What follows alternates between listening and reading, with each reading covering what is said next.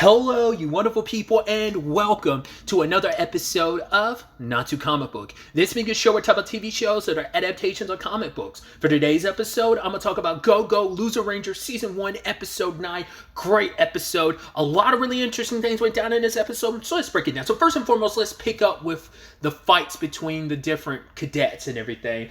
First and foremost, I love was it Shippo and Rin fight? Because the moment burst form was activated, she's like, okay, never mind, I bow out, I quit. But then she played into his ego and it's like, oh my god, look at you, you're so buff. He's like, yeah, my muscles are so good. And she's like, yeah, she knew she figured, right, it's got to run out of battery eventually. So she was, biding her time until then, and it does run out, and she's like, gotcha. And then she shoots him, but the bullet just bounced off. They do nothing. He's so ripped that the weapon doesn't even work on him.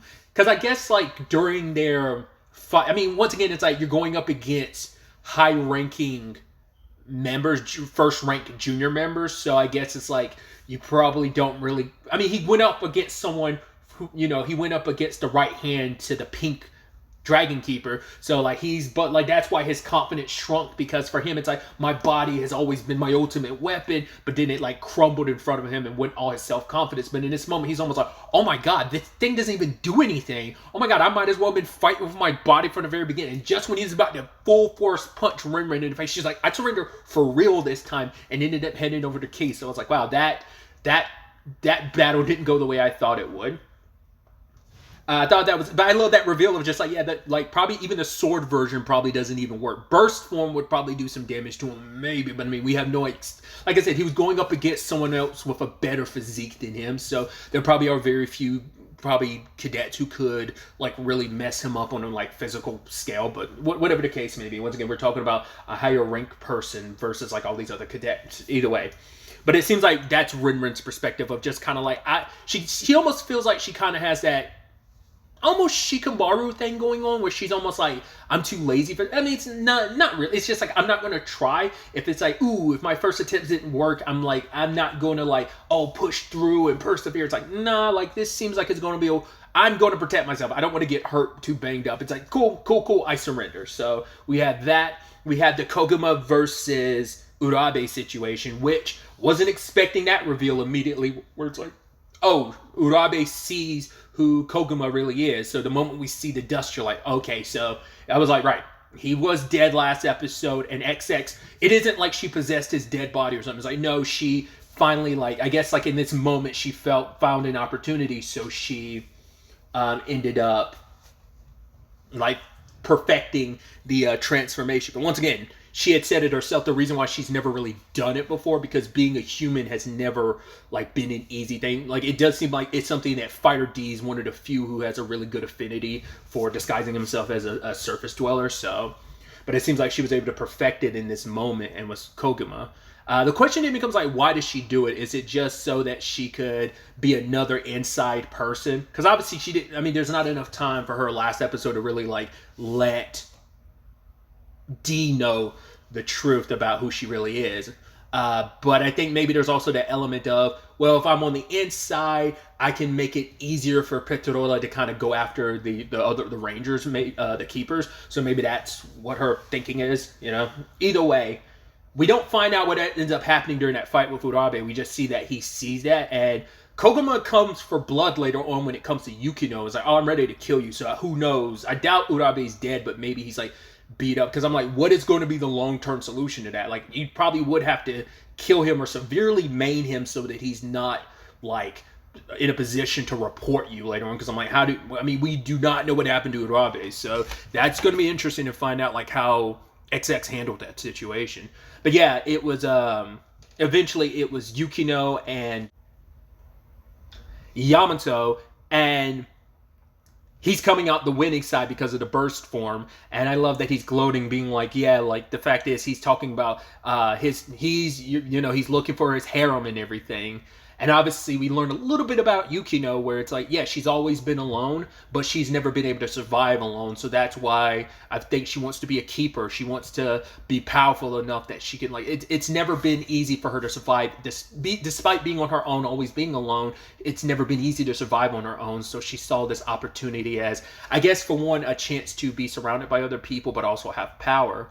But yeah, when Koguma shows up, he plans on, like, XX looks like she was going to kill Yukino, but Yamato throws in the towel. It's like, right, you'll hold on to the key for now, but I surrender. And for her, it's like, why would you do that? Like, but for him, it's like, yeah, like, I'm aiming for my harem, and it wouldn't do to harm a pretty girl like you. And for her, she's like, oh, that's gross. But then she walks away, and she's like, right, I knew my determination wasn't like yours. But she smiles, and I don't know if that's a thing of whether she herself kind of like is kind of starting to be like, oh wow, maybe there's a little bit more to. I also kind of overestimated Yamato, because I was like, right, the harem thing, it's like, yeah, that's a bit, but there's no way that's it.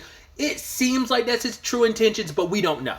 Like, he could easily be that character. That could all be the defining factor that is him. Or maybe there's a little bit more, but that's just kind of like the reason why he presents. Because maybe there's a sad reason why he wants a harem. You know, maybe it's a thing of he was alone like Yukino, and it's like, right, I want to have a harem so I'm never alone. You know, it could be something depressing like that type of situation. But like I said, maybe Yukino's kind of starting to see him in a different light. Maybe she's like, right, my determination is stronger than yours. Or maybe she's like, wow, I underestimated your determination to win. Like, the fact is that you're willing to sacrifice this because, and sacrifice a win because of your, like, wow, you are determined for your harem. Like, you stand by your principles of, yeah, I'm not bluffing. I'm all about this harem thing. So, you know, who knows? It's gonna be interesting to see what that dynamic is like going forward. Especially because, let's not forget, Ishikawa was willing to throw her under the bus last episode when it came to Yamato. So maybe that's, I didn't even think about that too, of like the correlation of like, right, I know Ishikawa was going to throw you away last episode, so that's why he's even more being like protective of giving her this win. Maybe there's extra layers to that in that capacity. Tying that back into what I was saying before about, you know, maybe the parallel between the two of them, it could easily be a situation that for her, for him, it could be a thing of he knows what it's like to be thrown away. I mean, we even think back to like how Suzukiri talked about him becoming a ranger like 2 episodes back. Like, it could be something of that ilk and element to it. So like maybe that's why he also feels a certain affinity towards Yukino. But it also could just be like, hey, harem reasons. But nevertheless, the other bout we had was Ishikawa versus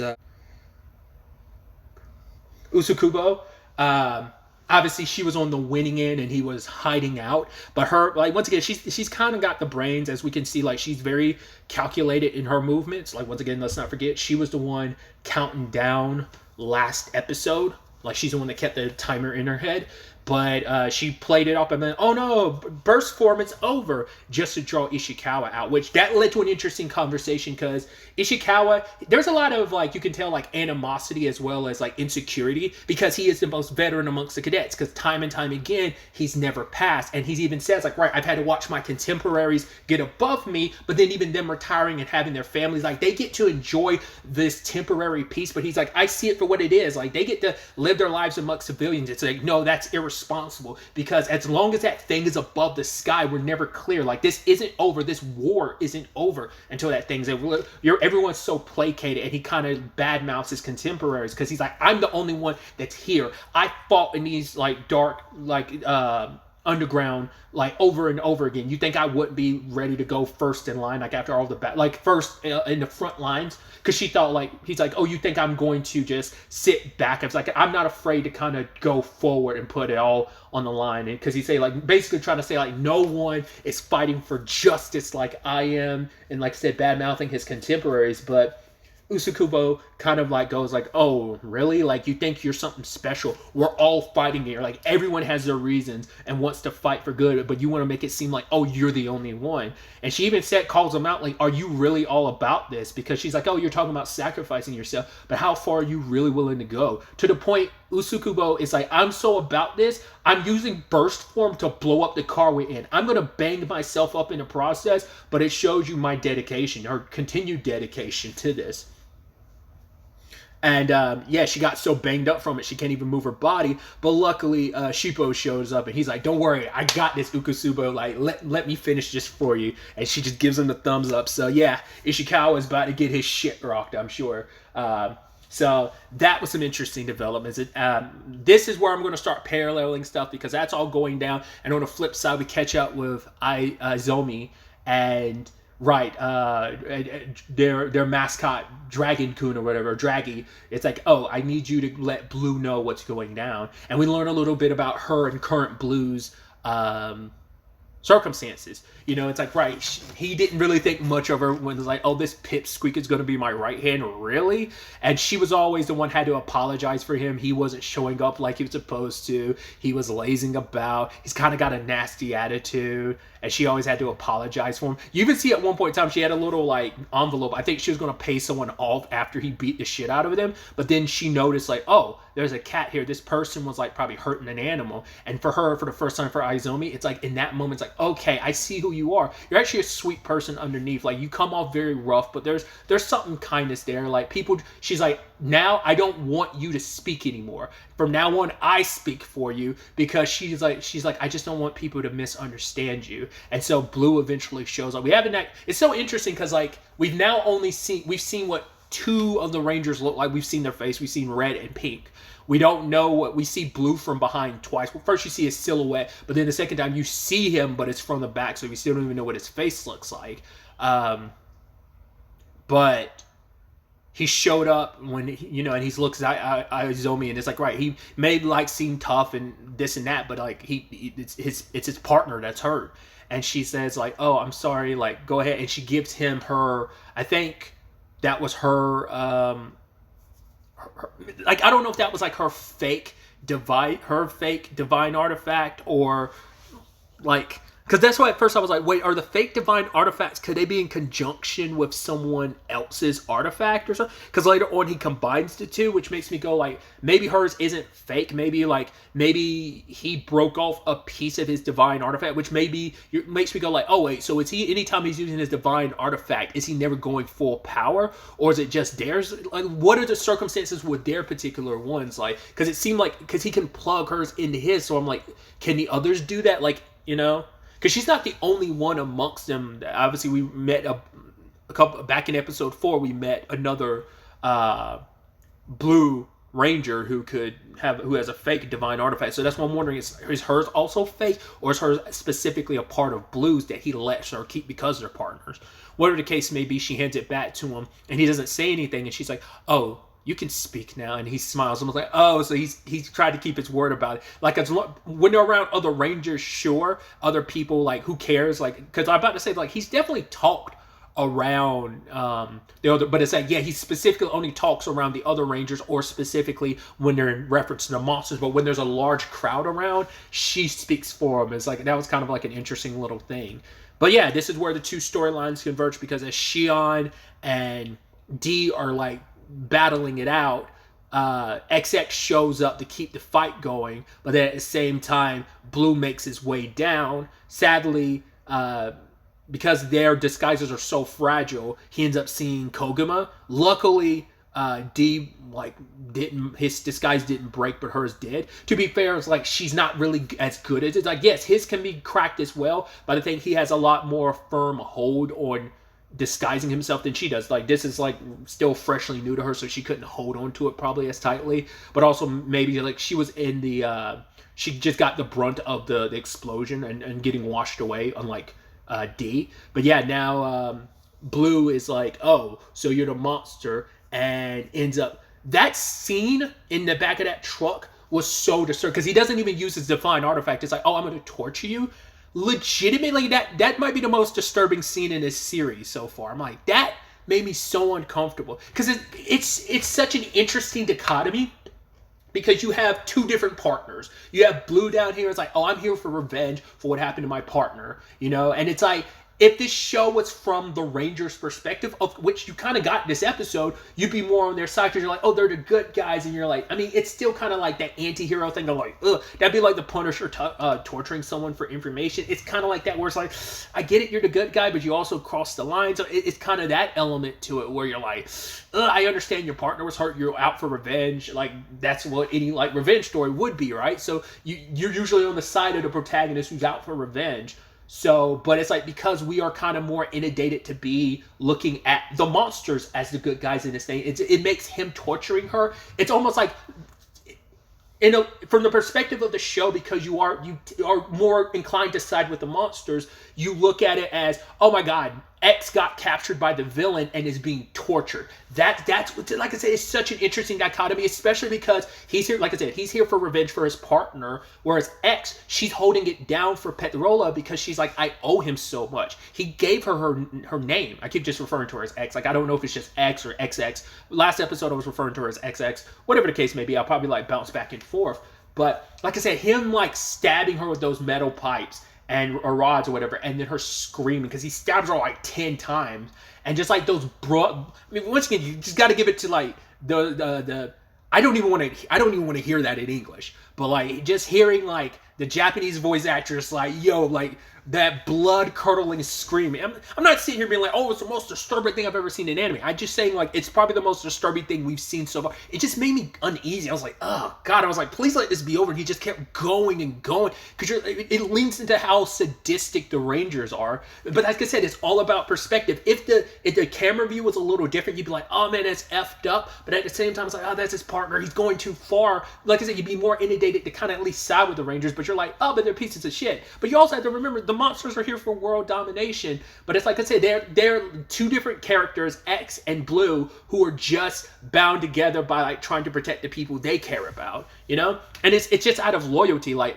other than like Petrola like giving her name, because we found out that she came down to the surface looking for Petrola, and that's when he was like, oh, I'm gonna give you your name. And they just saw two X's, and he was like, oh, that's gonna be your name. So she's inundated to care a lot for him, but even she recognizes how scary he is. I mean, let's not forget that was last episode where she was just like, I think that was episode 7.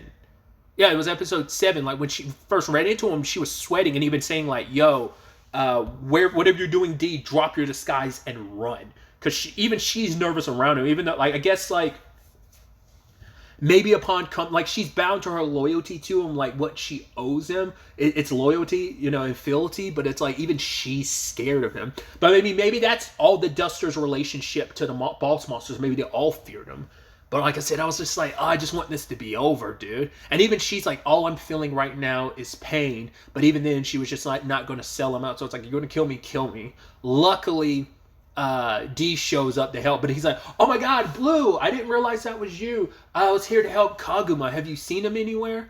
And obviously he's like, you know, Blue talks about like he's here to help his partner, get revenge for his partner and his comrade, which D, or it's disguised as Sakurama being like, right, I'm here to help my companion too. And he goes all out against him. And she's screaming like, go ahead, like fight for all our companions, do this. Like this is an opportunity he doesn't want to waste, because it's like, cool, he doesn't have his artifact right now on him. Let me go all out. But sadly, he didn't have his artifact on him, but he had Izumi's. So it's like he was able to put up a shield and protect himself. So he combines the weapons and he goes all out. He's able to kind of summon up like these like little homing explosions. They look like little seahorses. I think they are supposed to be little seahorses because their whole shtick, their whole thing is related to water. Because it's like him and Izumi like meeting in the past. It was in front of like an aquarium, and like her thing is related to, because his was like when we saw it used against D in episode 3, he inflated him and then exploded him,